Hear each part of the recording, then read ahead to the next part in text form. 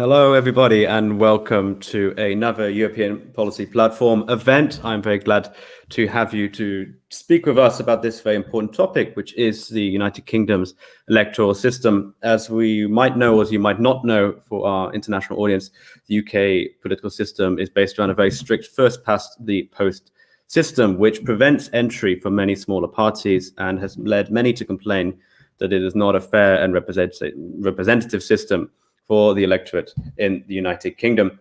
I'd like to also thank Make Votes Matter, who campaign for a system of proportional representation inside the UK, and of whom many of their members are among us tonight. I'd like to go ahead and shortly introduce our guests. With us today, we have Mr. William Cluston, who is the leader of the Social Democratic Party.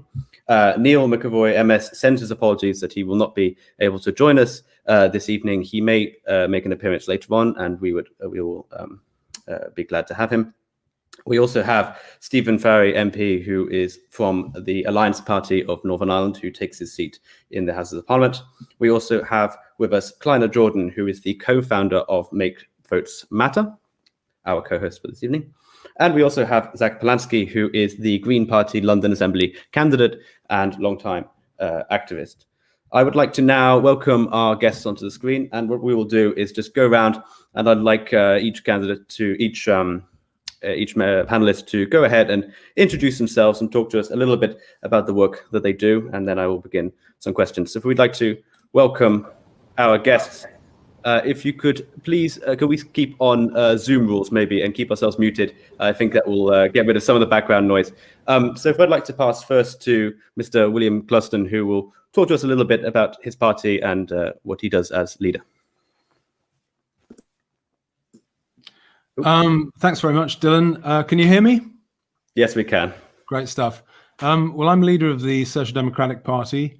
Many of you probably know that the SDP is basically historically an offshoot of the Labour Party, date back to 1981 with the issuing of the Limehouse Declaration. The impact of the party, obviously, in the 80s was colossal, and it's interesting for this debate that the SDP represents, that period still represents the biggest challenge to the existing political system that we've ever had in Britain. Alas, it didn't succeed at that stage. Obviously, we're still growing rapidly, particularly at the grassroots level. We secured, we had 20 candidates at the last general election. Obviously, we're hoping to have many more in 2024. The type of politics which we advocate is a sort of red-blue combination. We lean on economics to the left, but are described as culturally conservative. That, I think, many see as the sweet spot in British politics. We advocate it because we believe in it, not because it is the sweet spot. So that's us, basically. That's the SDP.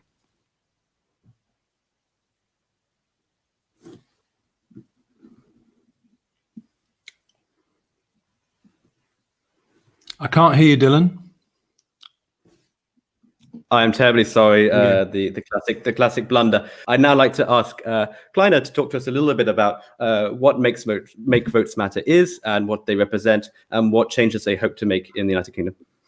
Sure, thank you very much, Dylan. Make Votes Matter started in 2015 after the most disproportionate election ever in the UK. And we are the national campaign for proportional representation in the House of Commons. So obviously other organisations also want that, but we're the only campaign that's purely focused on that and with a national reach. So we also convene the Alliance to Make Votes Matter, which includes all of our allies in those other organisations pushing for better democracy, like the Electoral Reform Society and the Unlock Democracy and Compass and many others.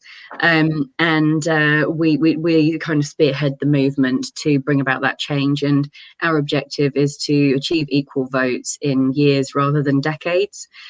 People have been campaigning for PR in this country for well over 130 years.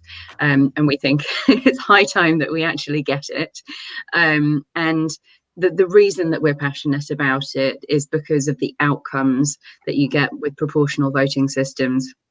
So I think a lot of people are aware of the unfairness to smaller parties, as we'll be discussing in this call, but there's a huge amount of evidence from political science from around the world for many decades that shows that proportional representation results in better environmental, economic, and social outcomes. And it even results in less war, which sounds kind of incredible to say, but the evidence is there that that is the case. So this is, we believe it is the single most important change that can be made to British politics and other countries that are still hampered by first past the post, which is probably the most horrible British export ever. So yeah, I think the time has come, and hopefully others on the call will help us achieve that. Thank you very much. If we can now hear from Mr. Stephen Farry to introduce himself. Okay, thank you, Dylan. Good evening, everybody. So I'm Stephen Farry. I'm the deputy leader of the Alliance Party of Northern Ireland and currently the MP for North Down. The Alliance Party is a cross-community party in Northern Ireland. We're not defined on the constitutional question, so we're neither unionist or nationalist, but we see ourselves as part of the wider liberal tradition. We draw our support from right across the community in Northern Ireland. We've been in existence since 1970 and usually been the fifth party in size within the context of Northern Ireland, though more recently we've grown considerably to become the third party. We've always had consistent representation in local government and also at the assembly level in Northern Ireland over that period, whenever we've had assemblies in operation. And that we've benefited in that respect through the single transferable vote system of PR, which has been used consistently for both those elections. By contrast, we have a much more difficulty getting representation at Westminster. So I'm only the second MP that we have elected in that period of time. And obviously the first past the post, in addition to the wider comments that people would make in terms of its application across the UK, in the context of a deeply divided society, it can be very risky, and it tends to often turn elections into de facto sectarian headcounts, and it tends to magnify the extremes and creates difficulties in building coalitions or to amplify the voices of more moderate candidates. So our more recent successes have been almost in defiance of the electoral system rather than because of it. Thank you very much. I'd now like to hear from Zach Polanski, who will introduce himself. Zach, are you there?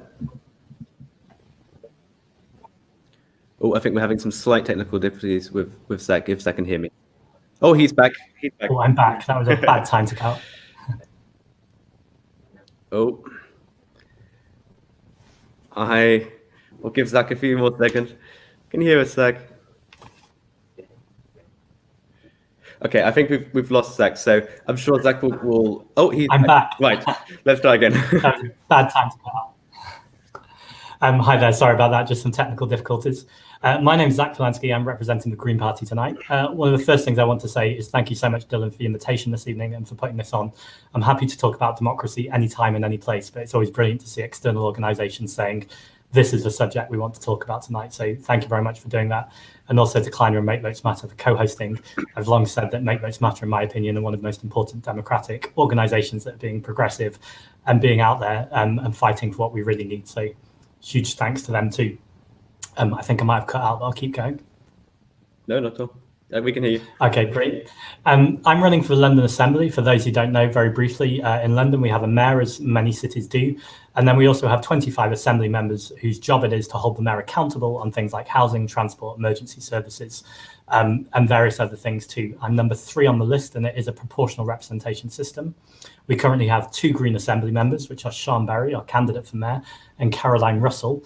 I'm the next on the list, so hopefully I'll be joining them. It should have been this May, but because of coronavirus, hopefully next May.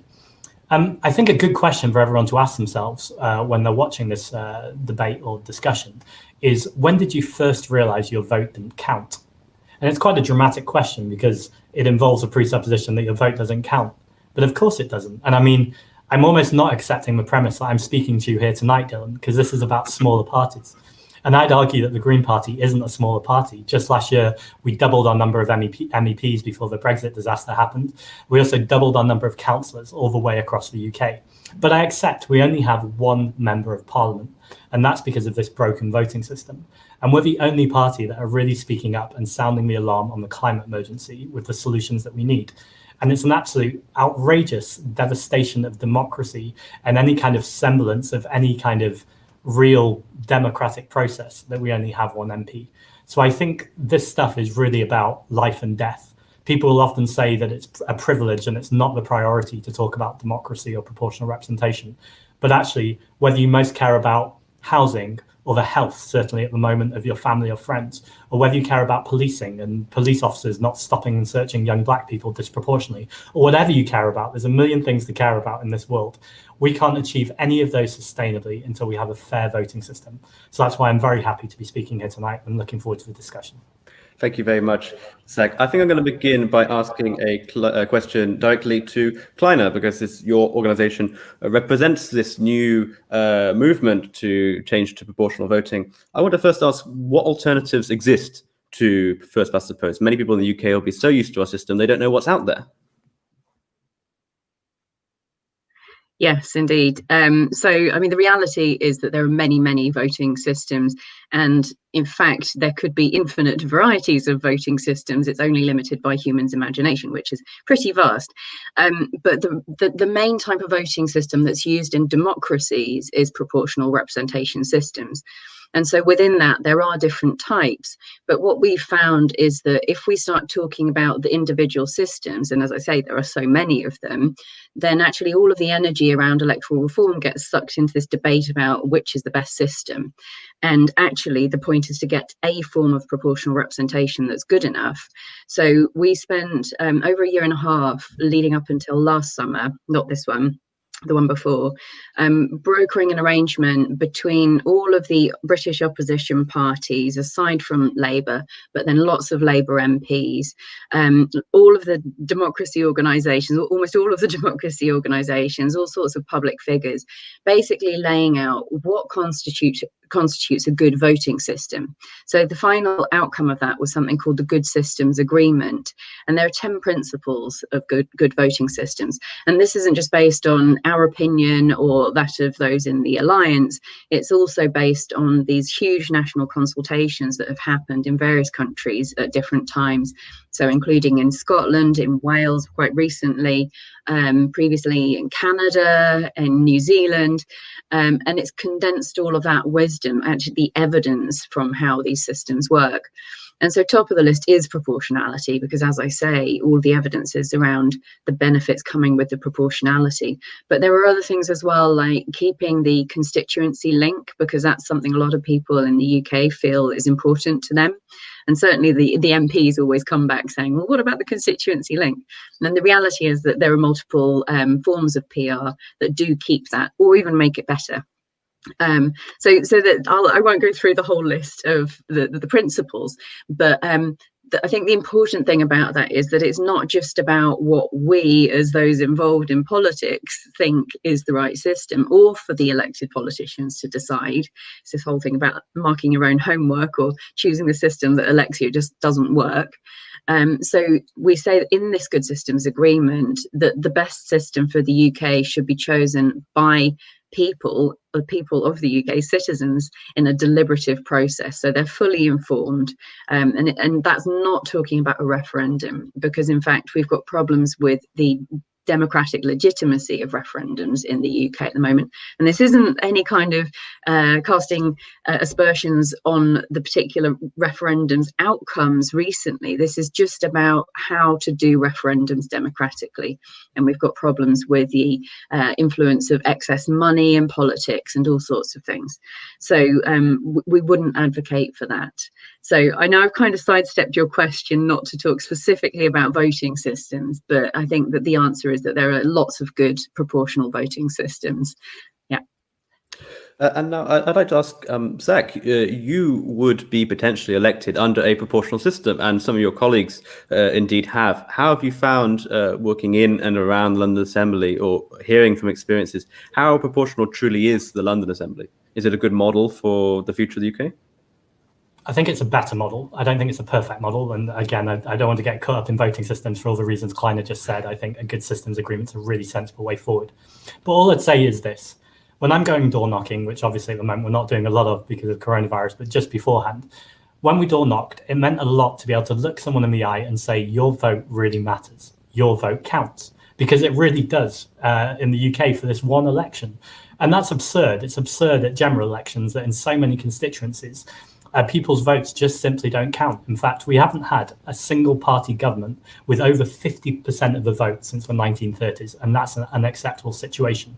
And actually, it's great for democracy. It's so obvious to have people who actually represent you because they can be held accountable, and then there's not safe seats. And Greens in the London Assembly have a really impressive record, whether it's protecting cycling budgets. They were the first to advocate for civil partnerships. In fact, they got same-sex registrations in the London Assembly. Sian Berry's been incredible in protecting youth services and funding. She's pushed Sadiq Khan, the London Labour mayor, to not cut things, when we're seeing serious youth violence. It was also the Greens on the London Assembly who declared a climate emergency and managed to get the mayor to do that for London. Now, I'm not going to keep listing Green achievements, but my point is there are so many that we could have a 3-hour talk on this because it's a proportional system, which means that these people who work really hard, who will genuinely represent you and who will get things done, to coin another phrase, got there only because we had a proportional system. Now, of course, under a first past the post system, you can get there. Caroline Lucas is a fantastic example of how you can defeat the first past the post system, but it takes a huge amount of effort that is disproportionately unfair to those parties, particularly Labour and the Tories, where you could put a blue or red rosette on a donkey, put them in a safe constituency and they'll get elected. That's not great for politics. And that's why, to be frank, we get the standard. I'm not giving any aspersions to anyone here tonight, for sure, the standard of some of the other parties of their politicians, because they didn't have to work as hard to get there. They were just voted in. Maybe now a question to the panel, which would be, let's suppose that I was a Labour or Conservative voter. Why should I care? Why should I, as somebody who statistically I will be most likely in the UK be supporting either the Conservatives or Labour, or maybe even the Lib Dems, why would I want, or why would I benefit from a proportional system? This is to anybody who would like to answer. I'll have a go at that. Basically, the issue is that under first past the post, often you end up voting not for the candidate that you support the most, or or whose policies you want to see in operation. You often end up voting tactically to oppose the candidate that you want to stop from getting in, and we've seen the need for tactical voting growing ever more acute over recent elections. So we end up in that situation where the basis on which people are voting isn't entirely honest or having full integrity. So the various proportional systems lend a much greater chance to people actually voting for what they actually want to see, rather than stopping what they want to avoid. And even in our own context in Northern Ireland, we've seen a situation where certainly in proportional representation elections, people will vote for a broader range of parties, but inevitably under first past the post, the elections boil down to the two leading candidates, and voters will gravitate very heavily towards them. My party usually loses out in that type of dynamic. It's only through, shall we say, extreme situations. I mean, first of all, back in 2010, where there was a major corruption scandal, which allowed my current party leader, Naomi Long, to get elected in East Belfast. And then the issue of Brexit, which allowed me to frame an election as a stark choice, with me as the strongest pro-Remain versus a pro-Leave candidate to get through. So we depend on very unique circumstances to actually turn that system on its head to our advantage. But that's the bottom line. You end up voting for someone that you want to block rather than who you actually want to really support. Thank you. I'd now like to ask William maybe to step in and talk to me. I guess you would be in this situation, maybe not historically, but you would be the archetypal small party. What is the biggest barrier for you? Is the biggest barrier the large amount of money that becomes with a largely two-party first past the post system, which is involved in politics, or is it the inability, as it were, to fight for seats? I mean, money is important. We could always do with a bit more money because it helps your campaign. But I think the biggest inhibitor to smaller parties being able to blossom in this system is the system itself. I think that basically stops. I mean, the system is a rigged system. It stops insurgent or smaller parties from getting bigger because it basically puts the bar, as we know, so high to get into the Commons. That you know, I mean, historically, I mean, I would say the Green Party are a model for any small party. Certainly, you know, if you want to look at a model, it would take 10, 20, 30 years. If you look at the history of that party, you know, 1970s is the Ecology Party. There's no real substitute from doing the hard yards and building the regional parties and the local organizations. But until you have a national presence, until you have a national level of recognizability, it's extremely difficult. What the system can't stop you doing is organizing locally and contesting local seats and building up organizations that way. But the system itself, I mean, I think if you wanted to design a system which stifles political creativity, then the first past the post system for the Westminster elections would be pretty much ideal. And I mean, it's very interesting looking at the history. I mean, the first election that I found this out personally was '83, when I was quite young and worked on the SDP's campaign locally where I was. And as a young person, I was horrified at the outcome. I think the Alliance parties got something like 25.5% of the vote. Labour Party got 27.5%. We got something like 23 seats. They got 210. Grossly unfair. And I don't think the people that defend it can possibly argue that it's fair. They defend it because it suits them. Thank you very much. Now, I'm going to put a statement to the panel, which is some people might say back and say, well, you know, the smaller parties can make an impact, that we always have our local elections and there occasionally smaller parties win local council seats. Do you see, or to the panel, do you see as local elections as really being important? Anybody? Go ahead, Zach. So I'm going to be cheeky and answer your last question, but it rolls into this question too. Another reason why Labour and the Tories should care about this is, oh, I've frozen. We can still hear you, so oh, not anymore. Oh, he's back.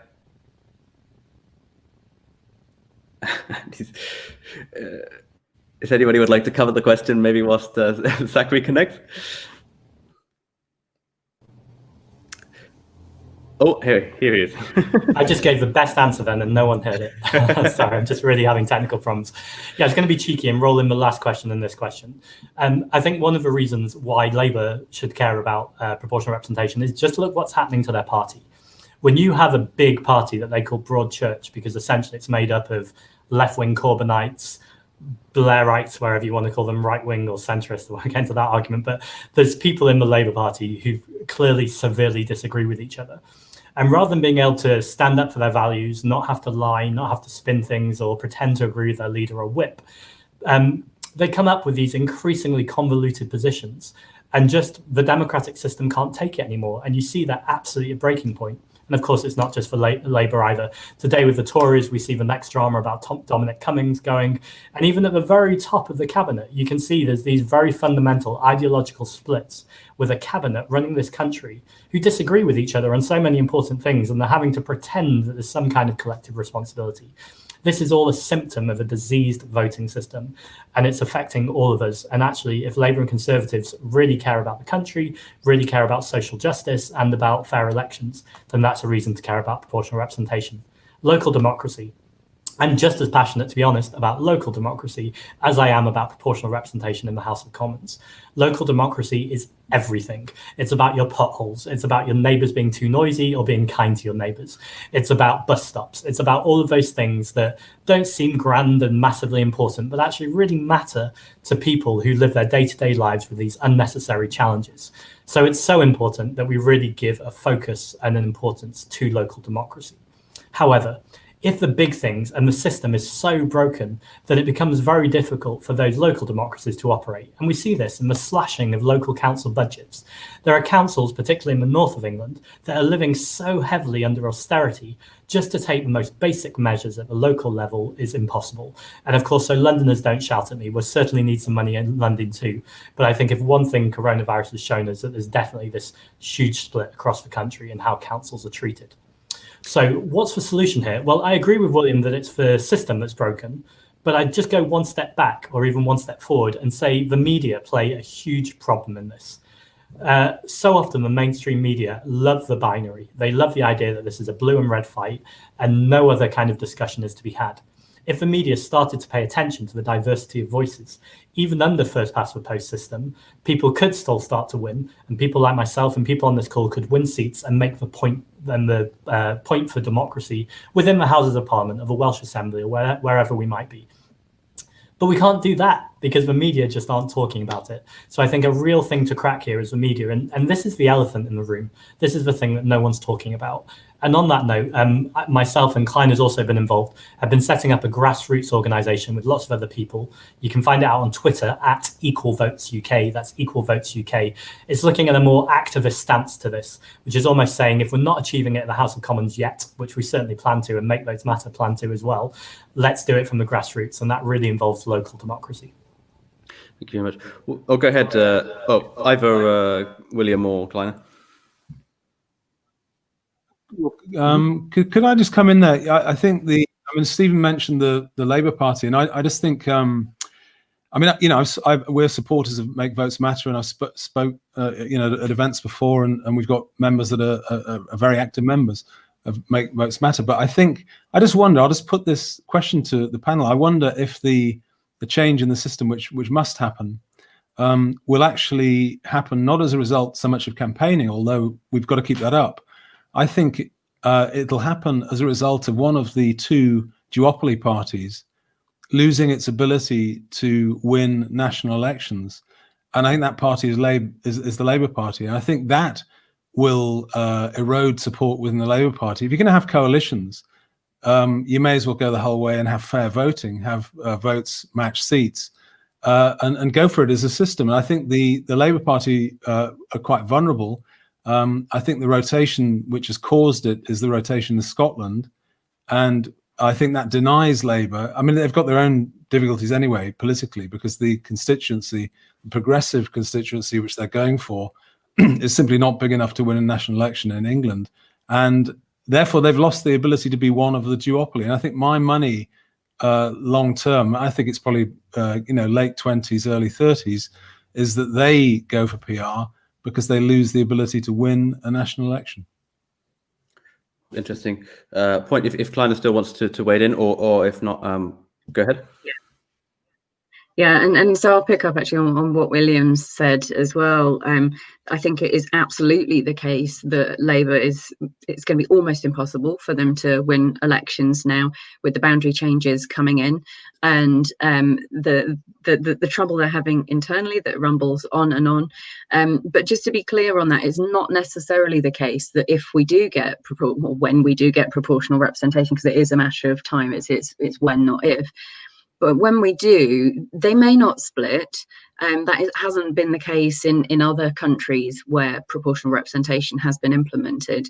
But it would mean that people had the choice to vote with their hearts, and if they wanted to join another party, and for that other party to have a chance of having representation in proportion to the way the people vote for them. And so I think the only way that Labour is going to win is by cooperating with others. And at the moment at Make Votes Matter, we're fully cross-party campaign. We wouldn't in any way advocate like you should tactically vote.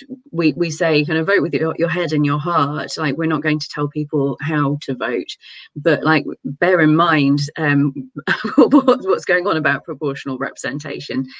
But I think that potentially changes at the point when we do have a commitment to PR from the Labour Party, because at that point, you do want to actually see electoral cooperation, and it's gaming the system, yes, which it doesn't feel democratic, but it's in order to bring in a democratic system.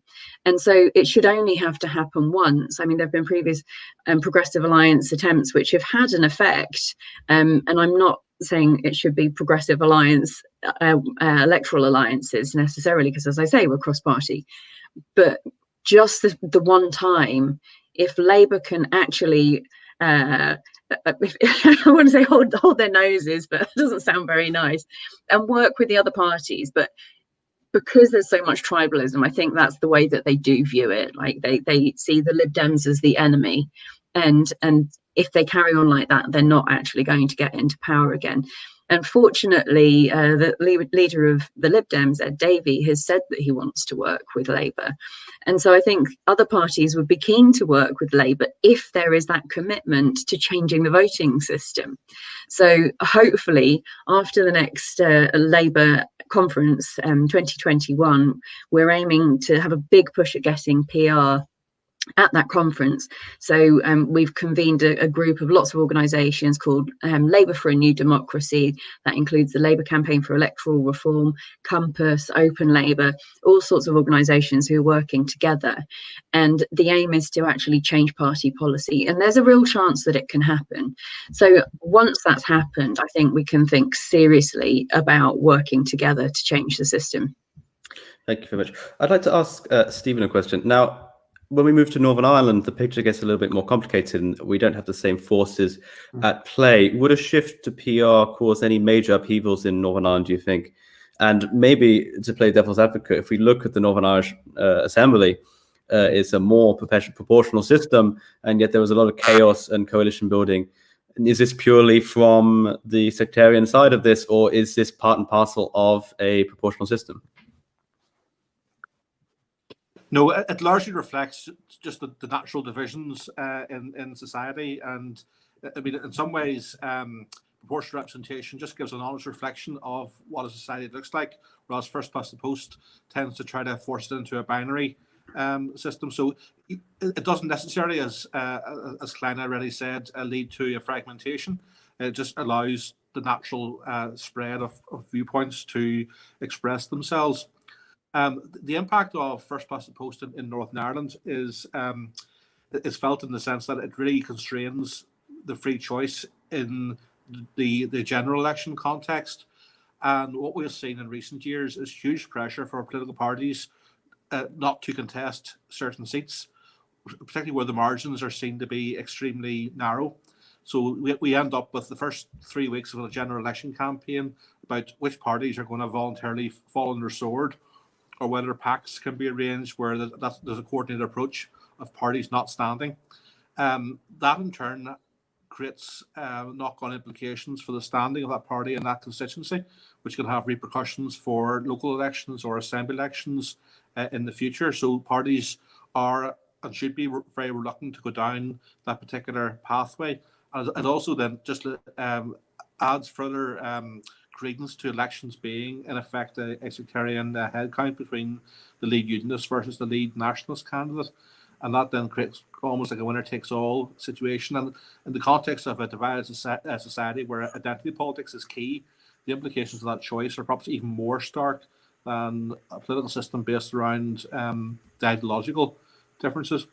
One other thing I would just say, just while I have the floor, going back to the point around Labour at a UK-wide level. Yes, with having lost Scotland, they are incapable for the immediate future in terms of trying to form a single-party government. So they will have to cooperate with other parties, either electorally or in terms of forming a government down the line. The other factor just to bear in mind as well is the nature of boundaries and where concentrations of votes lie. I think there's a structural problem that Labour has in that they tend to win the seats they win by overwhelming majorities in some cases, whereas the Conservative Party maybe were the narrow winner in a broader range of seats. I mean, just to make a comparison, we see this phenomenon in the United States with the recent elections, where the Democrats almost have to win the popular vote by 2 or 3 percentage points just to break even in terms of chances of winning, either presidential level or where the Senate is very heavily weighted. So how you do your boundaries, and of course in America it's a politically loaded approach, whereas it's impartial in the context of the UK, but how you draw boundaries, particularly under first past the post, can also skew outcomes even further.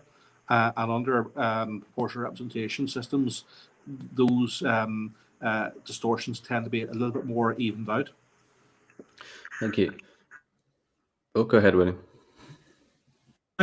Could I just come back on something Kleiner said? I really admire your attempts to get Labour to see sense on this, but as I say, I don't actually believe it'll be as successful as Labour painfully proving that it can't win a national election. I think that's the thing that will do it for them. For as long as you've got the hope that they can keep in the stitch up, the duopoly stitch up, they will cling to that. And I think the only way they're going to see that they need to have a look and a refresh is unfortunately by losing probably the next 2 elections. I mean, bad as the Conservatives are, that's probably likely to happen. I just want to say that a lot of people, I think, are misinterpreting what's happened with the red wall seats as a sort of political swing. It's not a swing, it's a rotation. It's a rotation away from Labour, and it's not coming back. So when those things set in, I think early 30s, the only party in this country that will support first past the post will be the Tories, and that's not a sustainable situation. Thank you very much. I think another very key topic. Oh, go ahead, Kleiner. Sorry, I wasn't ignoring you. No, it's fine. If you I'd love to hear it. Go ahead. Okay.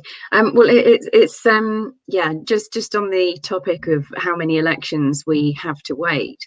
Unfortunately, and maybe that is how it would be if we were in normal circumstances, but I mean, we're very far from normal circumstances. But just to give a tiny bit of background, the reason I come to democracy is I spent my whole life trying to take care of the environment as an environmental activist and working in a sustainable enterprise, and realize that we can't bring about the change that we need to quickly enough without systemic change. And really, PR is the key to unlocking all of that.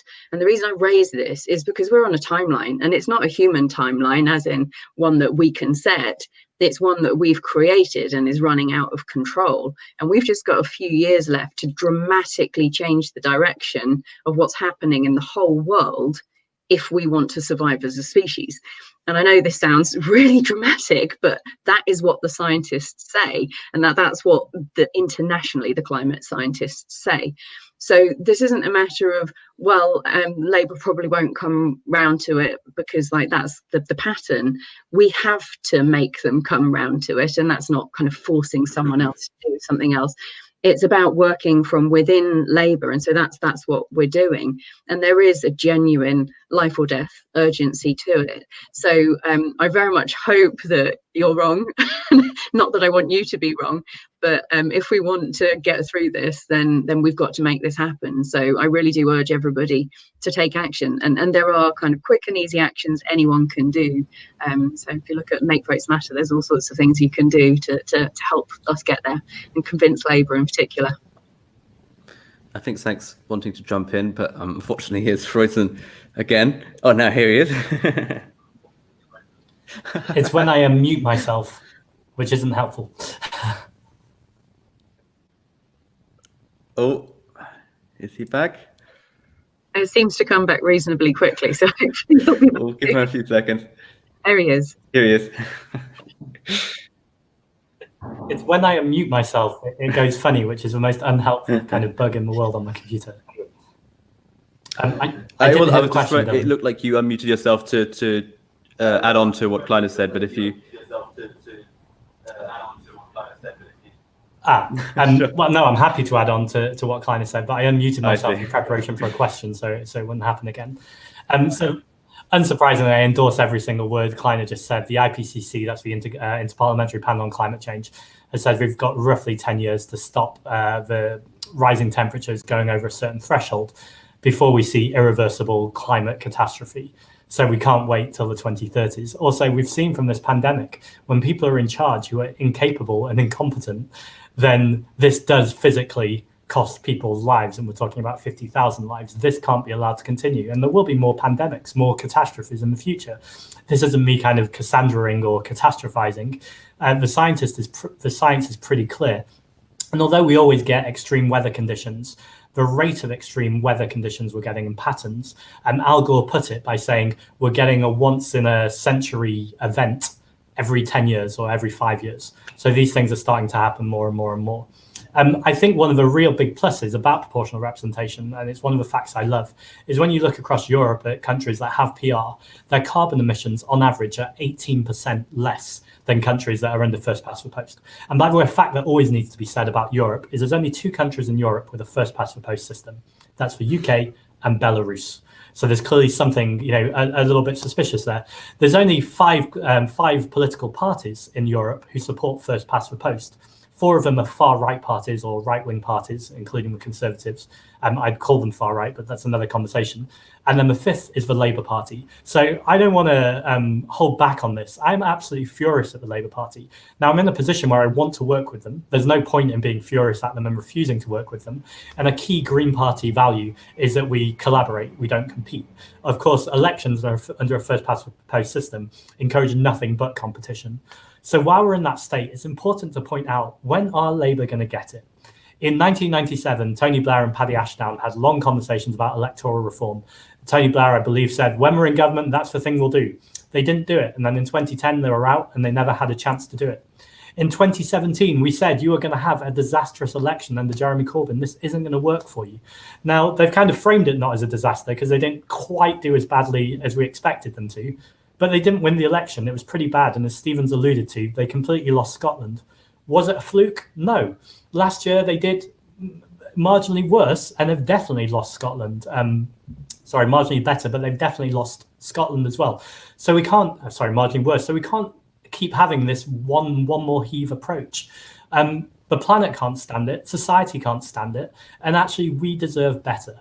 So the only way we're going to do this, I come back to that local democracy, is by saying if this is not going to come from politicians, we need to take an act. We need to write to our MPs. We need to vote at every opportunity. Barack Obama gave a beautiful speech a few weeks ago.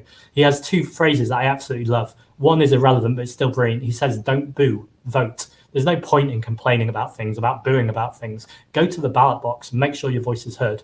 And if anyone on that ballot does not represent your voice, then stand if you can. That's how you get involved. But second, and I'll get to the point now, the second really important thing is vote in everything you can. It doesn't matter if it seems irrelevant. It doesn't matter if it's for a school governor or whether it's for the person, what time your local park closes. You don't have a voice if you don't vote. And as a country, we've got to get better at being involved, at being informed and being interested. I'm not saying, this is a privileged position that everyone can be involved in all the time in every single little minutiae, but anything that's important to you, take the time to learn about it and make sure you vote so your voice can be heard. Thank you very much. The topic that I'd like to bring up now is quite contentious, which was the European Union. We had for a time, Zach, if you could mute, that would be good. We had for a time a sort of proportional representation light, as I'd say, where we had a more proportional system which elected MEPs. Now, I know tonight that we have a mix of Eurosceptics and pro-EU figures, but I'd like to know about, especially for smaller parties, what the knock-on of no longer having or no longer sending MEPs to the European Union was. Anybody would like to take that? Yeah, I'll take that. I mean, I think in theory, yes, it's the loss of an election which would be useful for us politically, but obviously as a party, we don't think the loss of the European Parliament for us is a price worth paying. So yeah, I mean, any as a party, we would target all of the assemblies which are, the elections are conducted under PR, because obviously it's possible. It's you can get across the line far more easily than you could in Westminster elections. So yeah, it's important, but thankfully history now. If Stephen would like to jump in at all, if he's with, I believe that your party had some MEPs. Yes, we won our first ever MEP in I think it was May or June, May, and we then subsequently lost that MEP after 7 months. So those are the ironies, the cruel fate. But the point generally stands that certainly in Great Britain, the European Parliament under PR has given a platform to a broader range of viewpoints and has somewhat leveled the playing field. It's not so much the point about European representation per se versus parliamentary representation, but it does provide a certain degree of a profile and opportunity, and indeed resource for political structures to grow as well. In Northern Ireland, historically, with 3 seats under STV for Europe, going back to the late 70s, it's always been the 3 biggest personalities who have won through. So it always hasn't necessarily been a leveler the same way that it was in Great Britain until the most recent election. But sadly, that opportunity no longer exists. And Stephen, I'd like to do a follow-on question to that, which is aimed at especially you. Unfortunately, we don't have Neil McAvoy from the Welsh National Party, but I'd like to ask about devolved governments. And really, can we say that a vote for in a devolved system is as important as the votes in Westminster? And how do you contend with dealing with your local constituents and then also taking your seat in Westminster? Well, at the moment, we're all restricted to one mandate. So I was previously a member of the Northern Ireland Assembly, and I was a minister between 2011 and 2016. Westminster probably has the bigger profile. So I certainly see a very considerable increase in the level of consistency, queries, and also media attention from being in Parliament. However, you are, particularly as a smaller party, you're outside the main power structures, which are dominated by the top 2 or 3 parties. So your opportunities are constrained and limited, and you're essentially just raising issues and challenging the government. Whereas under devolution, you are part of running the region. So while it is a smaller pond than the big sea of Parliament, the influence is much more direct. So to be perfectly blunt about it, I probably achieved more in my time as being a minister and as an MLA over a narrower range of issues than I do as an MP, well, so far anyway. But it's important to bear in mind that under devolution, we have significant areas of decision making at that local level. It's probably an issue for both Wales and Northern Ireland. The purse strings are controlled by London, which is a great constraint on what we can and cannot do. But the influence over decision making is much more at that level, and it's probably seen in very sharp relief over how the 4 different parts of the UK are dealing with COVID, where the decision making lies in that respect. So whenever Boris Johnson, for example, calls for a national lockdown, that is England. It's not for the UK as a whole, and more can be done to coordinate the approach of the 4 nations. But they all are independent in terms of their capacity to take decisions. So that response to COVID probably illustrates the significance and the scope of devolution in practice. Thank you. If anybody, okay, then another question that I'd like to move on to as well is maybe let's say that we're all being very, very pessimistic here, and that it is completely possible to be a small party and make gains through local elections and move up. Do any of you see any practical ways that small parties can grow? We have seen, for example, the Brexit Party changed the record book completely. They had this absolute massive surge, but you can say equally that this was just a transfer of power from UKIP to the Brexit Party. So do any of you see any way for a small party to effectively grow? William? Yeah, I'd come on. I think it's very interesting when you look at Brexit Party and UKIP, because if you're a small party, a lot of members and supporters quite often will say, why aren't you on Question Time or whatever? And I always invite people to get onto the Electoral Commission's website and take a look at the register of political parties, which hundreds, literally hundreds. And there's no particular reason why any media organisation should invite you on unless they've got a sort of peg to hang on it. There's got to be some reason for it.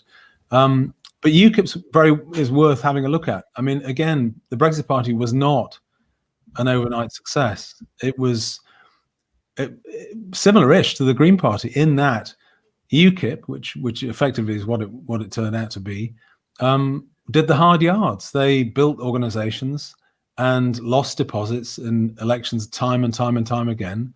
And I think look at Farage himself. I think it's the Eastleigh by-election in the 90s. Young man Farage lost his deposit. So there really isn't anything. There's no such thing as overnight success in that sense. If Farage has built his political profile up over a quarter of a century, it's not surprising that he can flick a switch and create the Brexit Party very quickly. And finally, it's actually, I believe it's easier to build a smaller political party if it's got a particular narrow focus. And I would include in that the SNP, Plaid, even the Green Party, Brexit Party, much more narrow focus. I mean, even the Yorkshire Party in Yorkshire, which actually in terms of members per vote is a very successful little party. It's much harder to do it on a full, broad range, serious political project than it is to go for a narrow one. That's just an observation. Doesn't mean it's impossible. I'd like to address a question to Kleiner. I saw something, I think it was on your Twitter feed for Make Votes Matter, which really struck home to me about how non-partisan this issue is, which was Tim Price, I believe, from the Brexit Party, agreeing with Caroline Lucas from the Green Party about how bonkers first past the post was. So do you see this as a really truly bipartisan issue? Oh, completely. I mean, I think this is one of the things that frustrates me a little bit about our campaigning and what other people think of that. So people class us as political, and I don't think we are. I think we're a campaign for democracy. We're very specifically completely party apolitical. What I was just talking about earlier, I was talking about electoral alliances, which starts to sound like, oh, that's a bit Tory. But as I said, it's really not about that. It's actually so that everybody gets represented fairly in the future. But because of the system, we have to game it this one time. In terms of the cross-party support, yes, we used to work with UKIP, and they were part of the alliance. When those leading UKIP switched over to the Brexit Party, and as has been said, basically the Brexit Party was what UKIP had been. UKIP became rather more extreme, and I don't want to insult people who support UKIP, because there are, I'm sure, great people who support UKIP as well, but they started associating explicitly with the likes of Tommy Robinson, and Tommy Robinson is explicitly racist, and one of our founding principles is about working respectfully with others. So we don't actually work with them anymore, but we do work with the Brexit Party. So they signed the Good Systems Agreement alongside, and thank you very much to William and Stephen, both the SDP and the Alliance Party, of course the Green Party as well. And so there is this huge range of types of organisation. I think one of my favourite moments, which illustrates the cross-party nature of our work, was when we were doing this 24-hour fast called Hungry for Democracy. And we were all stood in Parliament Square, and I was there with Sal Brinton, who was at the time the president of the Liberal Democrats, who was having a chat with at the time the chairman of I think at that point it was the Brexit Party, although it might have been UKIP. I'm a bit confused, because it switched over, and they were having perfectly civil conversation, because they were at that point just focused on their united desire for equal votes, for real democracy. And they're good people fighting for the same thing in that respect, but of course they have completely different viewpoints about almost everything else, and it's almost hilarious to see those kind of situations, but so encouraging to see that we can have a kind of politics where it's actually more about democracy than about politics, and it's about everyone collaborating. And as again has been said, first past the post creates this kind of binary oppositional fighting politics. and it makes your closest, the parties closest to you, your closest competitors. So you fight them the hardest. So as I said, like Labour and the Lib Dems are often really vehemently against each other, and you get all these quite vicious local dynamics sometimes. That's not always the case, and people are working really hard to change that at the grassroots level. And so we very much need more of that, everyone just seeing the things that they have in common and working together for those things to improve the country. Thank you very much. Zach, go ahead. Yeah, I think I want to pick up on what Kleiner said. She said, you know, they were having a civil conversation. And one of the myths that you always hear about proportional representation is that politicians in smoke-filled rooms will decide what's going to happen to the country. I don't know why the rooms are always smoke-filled, but you always hear that phrase. And actually what they're really talking about there is politicians being adult, being sent to a parliament or to a council or whatever the body might be by people who have been elected them, and having sensible conversations that sometimes result in compromise. And we seem to have this strange thing, particularly prevalent in the UK, that compromise is a bad thing. I think it's because we sometimes say people have been compromised. Now, of course, that's not great. But to compromise means to listen to someone's point of view, to hold your own point of view strongly, and to find a position that's going to be agreeable for both of you. And that just sounds sensible as a way to go forward. Now, Kleiner said that Make Votes Matter are apolitical, and they are. I'm in the Green Party, so I don't have to be apolitical. So I'm going to praise Caroline Lucas to the hilt, but I'm also going to do something very odd and very unexpected, which is I'd like to talk about Nigel Farage. Now, I'm going to caveat this with Nigel Farage's politics probably couldn't be much further from my own. However, it's very difficult to not be cynically impressed with the standard politician that Nigel Farage is, with the way he articulates himself, the way that he gets in the media, the way that he's become friends with the US president, who, again, I'm not going to endorse on this call, unsurprisingly, but it is impressive that, you know, in the final days of President Trump's ex-president, well, he's still president, isn't he? President Trump's rally, he introduced Nigel Farage, I think, as the King of Europe, which I don't think was a euphemism. I think he probably thinks he is the King of Europe. Anyway, so Nigel Farage is deeply impressive, and I think he ran for election in Parliament, I think 6 or 7 times, and I often hear Labour kind of boasting and gloating, going, look, he can never win an election. But I just think how ludicrous. Nigel Farage is clearly a very popular politician. There are a lot of people in this country who agree with some of his fundamental beliefs. I don't even talk about the right-wing racist ones, but I think it's perfectly possible to hold the position, which I don't, but it is possible to hold it, that we're better out of Europe, and actually that will be better for trade and for country. And you can get perfectly sensible, moderate people who just don't believe in the European project, and I get that. So it seems to me that if we'd had Nigel Farage in Parliament to make those arguments, we would have had a better discussion and a better debate over Brexit. And what happened was we silenced people's voices for far too long. So then when we did have a referendum, which, let's face it, was a proportional system in terms of it's yes or no, so your vote is going to count, then people turned out in the millions because they knew instinctively for the very first time their vote would be heard and their vote would matter. So I think this argument about it will let in extremists is a bit of a red herring, and one that should absolutely be challenged. I don't like extremists. I'm very clear on that. But if we want to silence extremists, then we are extremists.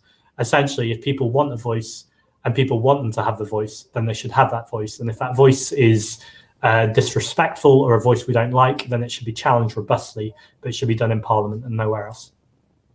I think there's a saying which sums it up quite nicely, which is sunlight is the best detergent, which you put it into the spotlight, and the people actually have the ability to assess for themselves, especially in the guise of Parliament, these major decisions. I'd like to also talk about, if we're looking at the example of UKIP, UKIP had one MEP, famously Mr. Carswell, who was chastised by his party. He was chastised by the Conservatives for going over to the UKIP, especially in the Labour benches as well. Any people who defect and join their own small splinter groups or go off and sit as independents are often completely maligned, hit by smear campaigns by both Conservative and Labour. I just wanted to hear if any of you had your thoughts about some of the nasty behaviour that goes on behind preserving this system. I'll talk to that if you like. Yeah, I mean, I think the people that benefit from the system, you know, obviously have an entrenched reason to try and keep it, and they'll do pretty much anything. I mean, the worst thing they've done is try and pretend that it's legitimate at elections. I mean, 83, 2015, no one can argue those elections were legitimate in terms of democratic legitimacy. So that's the worst thing. Can I just go back on a couple of things Zach said? I know we're backtracking, but when you get on, the point about coalitions, all governments are coalitions. The Labour Party is a massive coalition. The Tory Party is a pretty big coalition. Even the Lib Dems is a pretty big coalition. So the idea that you can get away from coalitions is nonsense. The question is, do you allow those two big parties to form the coalitions and have the selectorate, or do you do it in the open? Do you vote in the open, get your parliament together, and then possibly form coalitions afterwards? Certainly anyone at all advocating PR has to be aware of the fact that politics is about compromise and about working with people. And if you don't believe in that, then really you're not in reality, because, as I say, the big parties are coalitions themselves. Just onto your point about the flack that Dougie Carswell had. Well, yeah, I mean, he defected, so any defector is going to get flack from his own side particularly. But then he won an election, in his own right. So, this is the sort of rough and tumble of politics. In terms of UKIP as well, which has been mentioned, Patrick O'Flynn came over to us while he was still an MEP. He did so because UKIP had started talking to Tommy Robinson, and he couldn't live with that. That sort of street politics, the sort of extremism that it represented, he wasn't comfortable with as a centre-left member of UKIP. So there you go. Thank you. The Kleiner? Could I just pick up on that? So I really agree with what William's saying there. So basically, with first past the post, you get these covert coalitions, which are the big parties, which have to kind of stick together in order to win. But under proportional representation, that can actually all be much more visible. And so this idea about the smoke-filled rooms with people making these secret deals, it's exactly the opposite. So in some countries, actually, the parties will declare in advance of an election who they will be willing to go into a coalition with. And so the voters know, well, if we end up with this particular collection of parties, or these two parties, then get winning certain amounts of the votes, then this is the kind of coalition that we'll see. So I think it's just that there's so many myths around proportional representation, and they're basically all lies. And so I would encourage anyone who's interested in this to take a look at the myth busting on the Make Votes Matter website. I'd also like to jump in and add an example from France as well. From France, there's an open declaration amongst the parties of a cordon sanitaire around the Front National that no party will form a coalition. There's nothing that's forced them to do this, and this is something that they've agreed, and it's been completely transparent that no party will make a coalition with this other party. So there was no saying that a pluralist system would force these coalitions of convenience with extreme parties and normal parties. Stephen? Yeah, but just 2 points to add to it. The first one, just to reinforce that point, in Ireland, where they used STV for elections to the Dáil, the Irish Parliament, there is no what you would call a far-right political party. None has really gained traction in the history of the state. I think the same in Portugal, which I'm probably less familiar with. I don't think there's a recognisable far-right party in the same way you would talk about the National Front in France or AfD in Germany. So there's nothing intrinsically inevitable about that arising that is driven by other forces. The other thing, just to say, in terms of how people will push back against PR, which is very easily debunked by looking at the evidence, but is that PR is somehow complicated, that the electorate can only manage an X on a ballot paper, and anything beyond that is beyond their capabilities, and every other place that uses different forms of PR is testament that that's complete and utter nonsense. I'd like to ask a question to the panel again on practicality. That if we switched maybe next election or next week, or at some point we switched to a system of PR, would there not be a risk of a complete explosion of many parties? Do you think that we would see the huge shattering of many large parties, or could we risk at the other end of it that the whips keep their parties together? We don't have bolts in the blue. People who stand in constituencies won't win because the major parties are still existent. We'll have Zach first. So I think this is part of the myth busting, which Kleiner was talking about. So again, I'm going to avoid the question, but then come to it. The bit I would just add within is a huge myth is that we've already had a referendum on this, and people talk about the alternative vote, which happened in 2011. I think it's really important to let anyone know watching this so they can hear it clearly and repeat it if they don't already know, that the alternative vote often results in less proportional outcomes than the first past the post system. So the alternative vote was not a referendum on proportional representation. It was also hijacked as an anti-Nick Clegg campaign at the time largely by Labour and the Tories. But that's a whole side note, because it's not even proportional representation. So you can often find out on Twitter the hashtag AV is not PR, and there's loads of tweets about that. Coming to this myth, though, it's this myth of all of these outcomes that might happen. One is, I think Kleiner has referred to, I don't think parties would necessarily split. But here's the thing. I think we have to not care if they do split. You can't make a voting system based on what outcome you want or what outcome you think should be the result of the election that you want. This is clearly from Donald Trump's playbook of declaring the election won before the votes have even been counted. If we're going to have a fair election, you need to have a fair election system. Then whatever the result is whatever the result is. It doesn't matter what the risk is. It doesn't matter who wins or who loses. Everyone's had a fair share and fair say. And that proportionally represents, the clues in the name, proportionally represents the democratic views of the population. And until we have that, we don't have democracy. Thank you. Is that you? Should we go to William first? So just mute, yeah. Yeah, as to whether you'd get a complete fragmentation, I actually don't buy that. I don't think that's very likely. It's very interesting when you look at electoral systems around the world, and you look at the fact that essentially politics is downstream from culture. It's interesting that in the Anglosphere, we do tend to have two-party systems pretty much throughout. In the States, Canada, and they can be broken down, and Australia, New Zealand basically are two-party systems as well.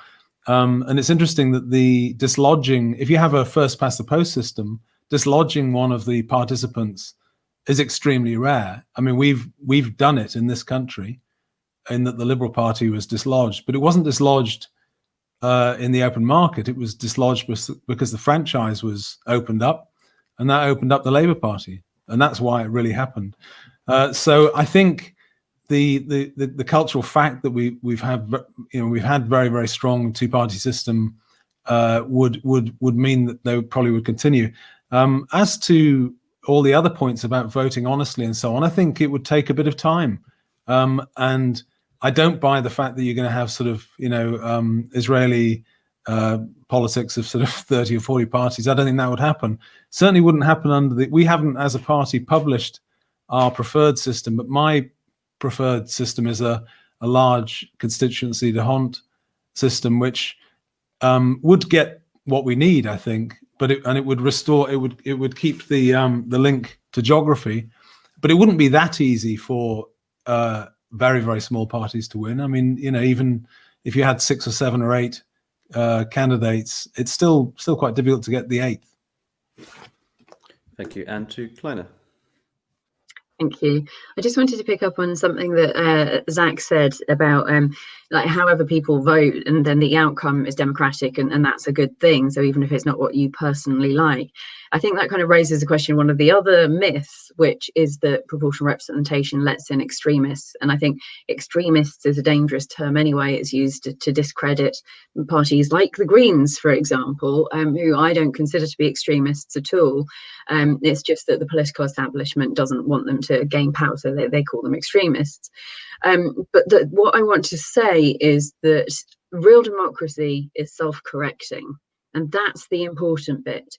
And so quite often what you will see is, like, if a system moves from an undemocratic one to a proportional fair one, initially you'll probably get quite a particular result. Like, those who've been disenfranchised for years will say, well, brilliant, our votes count now, we can actually vote for what we want. And that's what we saw in the EU referendum.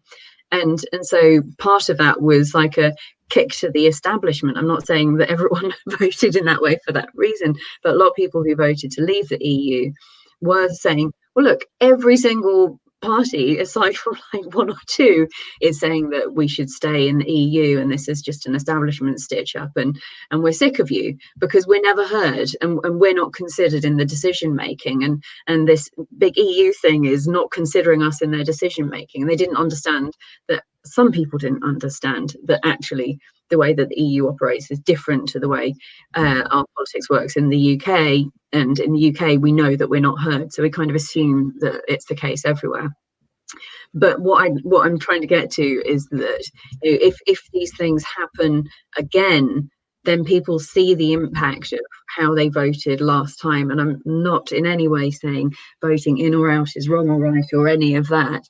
But what I am saying is that if you vote people into Parliament because you feel your voice hasn't been heard and you think that they represent you, that person gets into Parliament and their views are put under scrutiny by Parliament, which is the proper function of Parliament, when it's working well, not just shouting at each other, then they can be scrutinised, and people will see that maybe this person they voted for, their views don't stand up, like they're not science-based or whatever.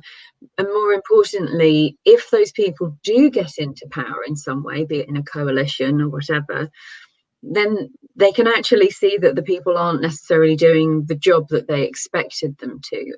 And an example of this is, I can't remember which European country it is, but they show quite specifically that for every anti-immigration member of Parliament who was elected, support for anti-immigration policies dropped by, I think it was, 1.5% or something like that.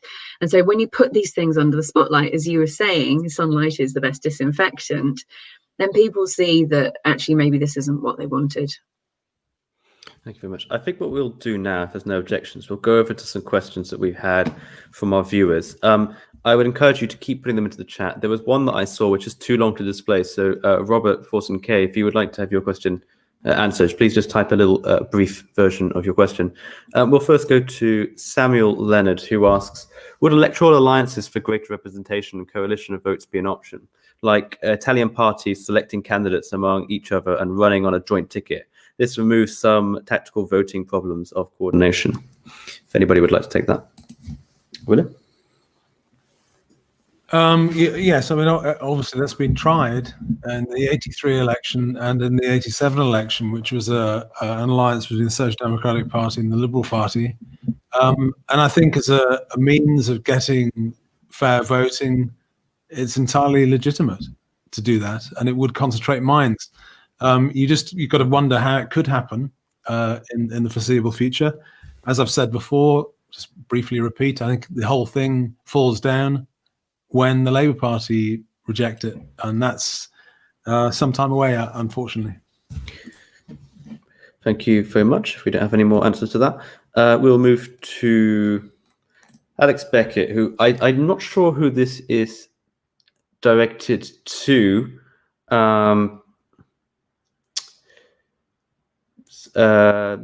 So I will maybe answer this more generally. I think maybe this is directed to either Zach or William, but it says, what are your goals as a politician? And have you sacrificed the opportunity of power in choosing to represent yourself more personally, i.e. with a smaller party? So maybe that applies to any of our participants here.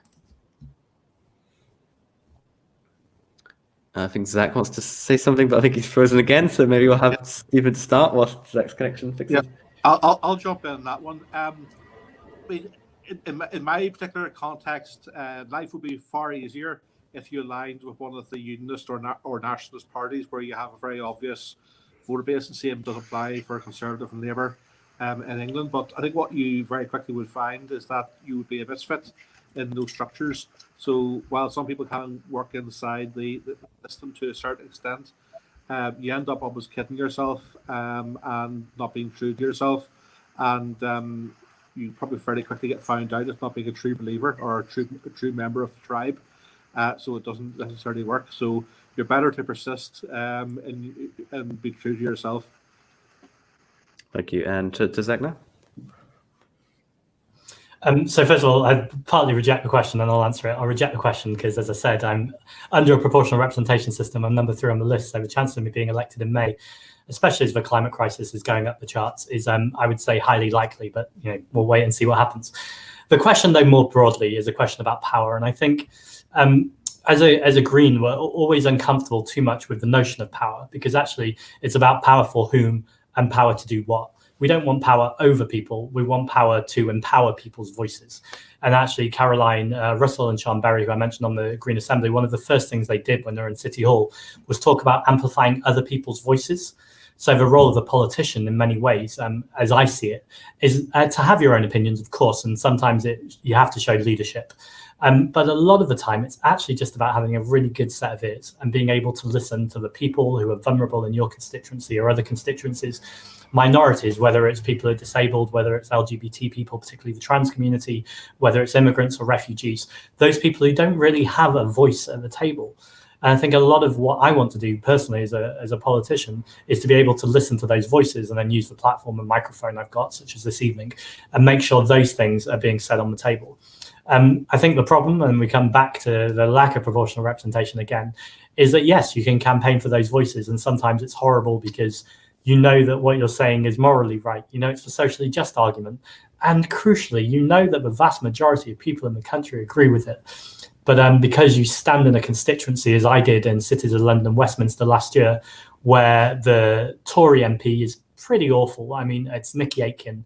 She said during the hustings that we were asked a question about refugees. She said she'd scoop them up off the streets and send them back home. I was in disgust, as was the Labour candidate, as was the Lib Dem candidate.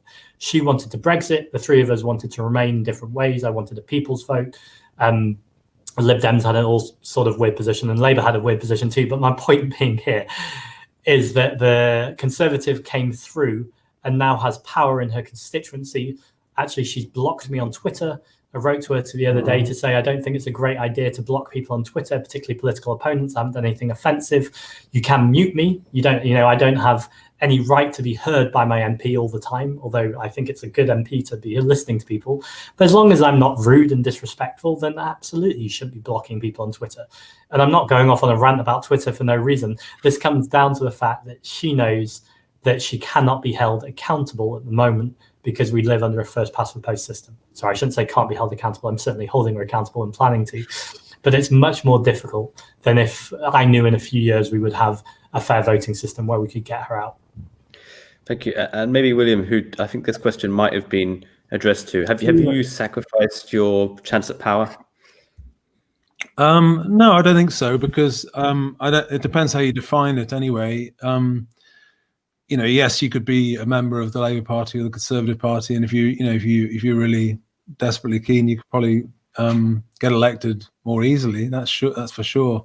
But depends what you're trying to do. I mean, I think if you're satisfied with what's on offer with these two parties, then stick with it, and work within them. But if you're not, then the far more sensible thing to do is to try and build something better. And particularly if your type of politics really can't be represented by those parties for lots of reasons, but it's a very red-blue politics is a distinctive type of politics. You've got the admirable, wonderful Maurice Glassman in the Labour Party and his Blue Labour movement, but it's quite small, and I admire him deeply, and I think there's not very much difference between what he's trying to do and what we're trying to do.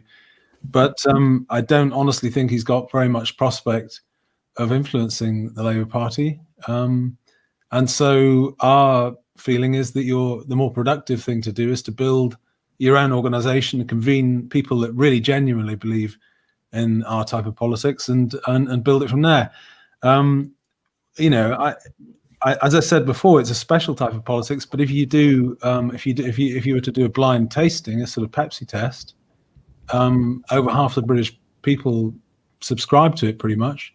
They unfortunately don't have yet a nationally at scale. They don't have a party to vote for, but that's what we're trying to do. So as I say, we got 20 candidates the last election. We're going to have 3 figures certainly next time, but you can't build it instantly. You have to do the hard work, convene it, and it's hard yards, but it's far more, it's better to light a candle than to complain about the dark. And I think it's a far better thing to do, to build something that you genuinely believe in, rather than just being part of a big establishment party. Thank you. We've had a question here, which is thank you to Andy, who's done a shorter version of one of the other viewers' comments, who asks about what does the panel feel about a primary system for non-Tory candidates to be whittled down to one non-Tory candidate? If anybody would like to take that. Go on, Zach. I just want to say 2 things. One, just responding to William, first of all, I think it is also, I have mass admiration for William. I have admiration for anyone who gets into politics where it's not an easy route to having a job or an elected position. You clearly hold your beliefs and you walk with them. I think it is important, though, that I've done a bit of Labour bashing tonight. It is not all of Labour. For instance, I think it's nearly 100 Labour constituency parties have now signed up to proportional representation. And there are Labour MPs who are fantastic advocates for Make Votes Matter and proportional representation. Clive Lewis, for instance, Nadia Whitmore, just 2 that kind of come off the top of my head, often out there talking about having a fairer voting system. And I think the more we can be kind and say thank you to those people and thank you for their bravery, in talking against the party that's against their own interests, then well done on that. In terms of the non-Tory question, it's never good to say to someone who's asked a question, I don't like the question, because I'm still prepared to answer it. But it's more of that fiddling and moving things around, and yes, sure, it can work, and yes, sure, there's ways to do it. But ultimately, I think we need to keep persistently making the point for proportional representation. One argument that I do find very attractive, and this isn't necessarily a Green Party position, so I'm talking personally here, is to have one election where Labour finally say, for one election only, give us your vote. Oh, I think Zach's connection does not want him to say what he's saying. We'll give him a few more seconds. Oh, he's back. Here he is. I don't know what the last thing you heard, but anyway, I'll wrap up very briefly.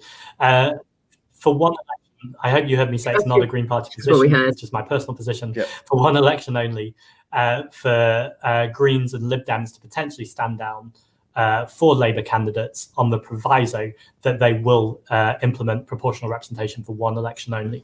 I think that's the way to do it. And I just don't know how those Labour candidates stood on a platform where their slogan was literally for the many and not the few, yet support a voting system that's for the few and not the many. So I think Labour really need to wake up and need to recognise if they're ever going to win an election again, they're going to need an alliance like this. But they can't start talking about it in 2024 or if the election's any sooner. We need to start talking about it now so proper plans can be put in place rather than these panics that we all seem to have when elections are called. Klára, do you want to jump in? Yeah, so thanks to Andy for that question, and thanks to Andy for all of his advocacy for proportional representation as well. And I would say that in terms of how parties might cooperate to get a democratic outcome, I don't want it to be about getting the Tories out, because I think those who vote Tory should be represented fairly as well. But this one-time game system to change the system, I think ideally, because I believe in democracy, these kind of arrangements would be made locally. So it might well be that in some places, some constituencies, the local parties and maybe those not affiliated to any party agree to put forward a candidate in the way described, that it's kind of one candidate to stand against the Conservatives. But I think in other places they'll want other solutions. And I don't think these things can be mandated from the top down. I mean, they can, and they have been. And because the Brexit Party is in our alliance, in fact, before the last election, I tried to encourage them not to stand down for the Conservatives, because obviously that would mean that the Conservatives definitely won. And I didn't really have very much expectation at all that they would listen to me. And of course they didn't. But that can work. But the people in the party weren't very happy about it. So there were candidates who actually wanted to stand and then they weren't able to stand because it was from the top down. And I think it like, for it to feel like it's done right, it's like, does the end justify the means? Maybe in some cases, some things that's the case, but I think if at all possible, we should try it democratically, locally, to make the change in a way that people are happy with. Otherwise, it's going to feel like a stitch up. I think we'll move to one final question now from the audience, unless anyone wants to post any more, which I'll be happy to take maybe one more. But this is from Jonathan, who says, what's your stance on introducing more regular referendums on the national level? Do you consider them useful instruments to improve people's satisfaction with the political system? Now, I'd like to ask this one to Stephen, maybe, because I think there could be a very important referendum in Northern Ireland, maybe in the future. Oh, indeed. I have no idea, Dylan, what you're referring to at all. But yeah, that's one where the decision can only be taken by a referendum. That's been prescribed by law for quite some time. I think so. That's obviously the question of a border poll for Northern Ireland. We are conscious of that will be a very stark polarized choice. So the context around it needs to be very carefully managed.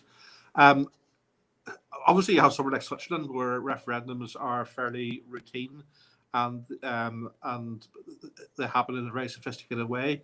I think we need to make sure that referendums, if they are to happen again in the UK at a UK-wide level, need to be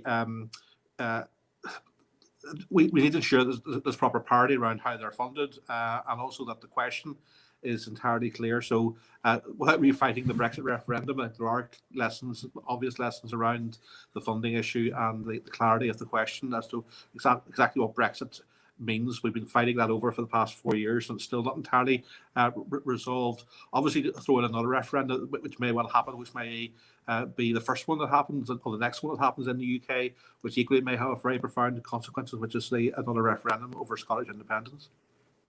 Thank you. If anybody would like to add to that, William? Yeah, I'm not in personally. I'm not in favour of habitual use of referendums as a mechanism. I think there were particular reasons why we opted for that in relation to the EU. One of the prime reasons for that was that the lack of representation in our national parliament for a mainstream position, a mainstream Eurosceptic position, was an obvious failure of our electoral system. I think, in a way, the only way that the question could be resolved was by a referendum, which has turned out to be very divisive. The reason being that it couldn't be resolved within our parliamentary system. I think it was only the DUP who were Eurosceptic inside Parliament. So although there were about 120, 130 Eurosceptic MPs. So it was an illustration of how our system hasn't worked, that the referendum was necessary. But in general, I'm not in favour of direct democracy, being a main feature of British politics. I think if you get a fair voting system and you get Parliament representing opinion throughout the country and not misaligned to it, you don't need that. You can keep with the principles of parliamentary democracy. And Zach, we'll finish on either Zach or Kleiner. Up to you, Kleiner. Okay, I was just going to say, I mentioned earlier, I don't think we are able to do referendums democratically in the UK at the moment. And that's not to say that they can't be a useful democratic instrument. I think they can be. It's about whether the country is set up to do them well. Like, the public need to be informed, need to not have an excessive influence of money in politics and so on and so on. But for me, proportional representation is the necessary and most important next step to improve our democracy. Like, we're way behind. Like, the vast majority of democracies already use PR. The vast majority of the country wants PR. Most parties want PR. It's like, it seems ridiculous that we're still trying to make this happen. But for me, that's the keystone that unlocks all of the other democratic changes that we need to make, like reforming the House of Lords, like devolution, like votes at 16. And that's not to say that any of these things are Make Votes Matter positions because we are a single issue campaign. But I mean, they are things that I think should happen. But for me, that's all towards a more advanced kind of democracy. And I would love to be exploring not only more deliberative democracy like citizens' assemblies, which people are starting to see have more value and are being used all over the world, but actually moving to liquid democracy if people actually want that. And it has to be what people want. At the moment, there's clear demand for PR. But liquid democracy is like a kind of a fluid blend between representative and direct democracy. So you can be as involved as you like, or you can just set your preferences or just have one person represent you as we do at the moment. But you might have multiple people represent you and you might change your preferences regularly. So that's something I would encourage people to take a look at as well. But I think we're a very long way from being able to bring that in the UK, because at the moment we don't even have basic democracy. But I do believe we will get there very soon. And I think one of the ways that we're going to get there is by making this less about the numbers and the unfairness and more about something that's fun and exciting. And so just give another little plug. Zach already mentioned the Equal Votes project that we've just recently started. It's a very creative, fun way of approaching this. And so we've got the Equal Votes elephant who appears as the elephant in the room. Why are people not talking about this crucial issue? It's the thing that affects everything and can make everything better. Thank you very much, Claire. Zach, if you want to, we can finish on Zach and then end the event from there. Yeah, I should never have let Kleiner go first because she answered brilliantly as she always does. So I'm very much going to say something similar, but just with a slightly different frame. There's nothing wrong with referendums per se, but at the moment, the Electoral Commission clearly don't have enough teeth. Wherever you voted Remain or Leave, I think it's fair to say that it's been so messy ever since, in terms of election expenses, in terms of Cambridge Analytica and the data scandal, in terms of public that was just misinformed, in terms of how the referendum was done. We said at the time that actually it should be, do you want to go in or out? If yes, if you want to leave, then how do you want to leave? And all of those things could have been decided beforehand, and we wouldn't have had this chaotic mess. If you support Brexit or not, I think it's undeniable it's been a chaotic mess. So that's all from a referendum. And on top of that, also, the House of Lords does need reforming, and we need better local democracy. At the local level, we also need proportional representation. However, this is to finish off. This is one of the mythbusters again. Labour politicians and sometimes Conservatives will often try to distract from the question of proportional representation at the House of Commons by saying, yes, of course we need electoral reform. We need the House of Lords to be elected, or we need them to be abolished. I happen to think that the House of Lords serves a good purpose if it was elected. I think it's a democratic outrage that we've got people who have never faced an election, who have lifetime peerages, not to mention the amount they claim in expenses. All those things are awful. However, we cannot deal with those things or local democracy until we go to the priority place, which is the House of Commons, and making sure that those politicians are elected under a democratic system where every single vote counts. So just to finish up, all of these other things are important, but let's not get distracted. Let's not even get distracted by the climate emergency or by coronavirus. These things are vitally important, they're life or death, but we cannot resolve these things. We cannot deal with these things in a sustainable and accountable way until we have a democratic system for the House of Commons and the people who we elect to represent us. Thank you very much, Zach. I think that concludes our event perfectly. I'd like to conclude by doing my own little bit of self-promotion, is that our organization, the EPP, we host events all across Europe on different topics, and we tend to make events about neglected topics, which aren't talked about in the media, which you can't go to a lecture about. And we do this out of our own pocket. We're completely not-for-profit. So if you've enjoyed what you've seen today, please, I do beg you to have a look at our PayPal and send us even £1. It really helps. It just covers the costs of hosting our website and running these events. And you can also visit us at the European Policy Platform.org. I will now end the event there, and I hope that you have a good evening. And thank you to our lovely panelists. Thanks for having us. Thank you. Bye-bye. Thank you.